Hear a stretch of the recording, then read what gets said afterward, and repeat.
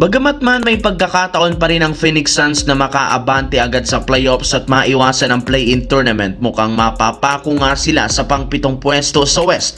Sa sobrang inconsistent nga ng Suns sa nakalipas na laro, no choice sila kundi makipagsapalaran sa play-in tournament. Pero sa kabila niyan, hindi pa rin naman susuko ang team, gayong meron nga silang rest back. As of now, base sa balita ng Sports Illustrated, maaari nga pong bumalik si Dillon Brooks mula sa fractured left hand as soon as next week. Makakahabol pa nga si Dillon Brooks sa huling mga laro ng Phoenix Suns sa regular season at matutulungan pa nga niyang makaangat pa sa standings at makasigurado ng pwesto sa playoffs ng West. Kaya isang napakagandang balita ito para sa Suns, gayong bukod sa depensang ibinibigay ni Dillon Brooks, isa rin naman siya sa mga leading scorer ng team ngayong season para maagaw ang number 6 sa Houston Rockets o di kaya sa Minnesota Timberwolves. Samantala, unti-unti na naman nga pong naibabalik ni Austin Reeves ang pagiging consistent sa scoring sa nakalipas na laro. Mas natutulungan nga po niya ng mas maayos sina LeBron James at Luka sa scoring, na rason bakit mas nagiging madali para sa kanilang team na manalo.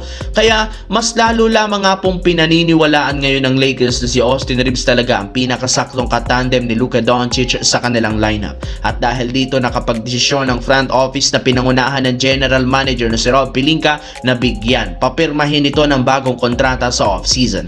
Ayon sa isang insider, posible nga pong abutin sa $40 to $45 million per year ang kontrata na makukuha ni Austin Reeves. Alam naman nga ninyo, meron na lang naman nga itong player option na plano nang hindi kunin, kaya upang mapanatili si AR, dapat nga nilang madaliin ang pagpapapirma nila sa kanya sa bagong kontrata, lalo pat nakaabang nga ngayon ng Utah Jazz na balak ring offeran siya sa off-season na nagkakahalaga ng $40 to $45 million per year. Sa kabilang banda, nagkaroon nga pare-pareho ng napakagagandang performance nitong nagdaang araw ang halos lahat ng MVP candidates, kagaya ni Shai Gilgeous-Alexander ng OKC Thunder, Luka Doncic ng Lakers, Nikola Jokic ng Denver Nuggets at si Jaylen Brown ng Boston Celtics. Dahil dito, mas lalo lamang humigpit ang kompetisyon. Pero sa kabila ng sabay-sabay na napakagagandang performance nilang lahat, si Victor Wembanyama na nga ang nangunguna dito base sa pinakahuling inilabas na MVP rankings.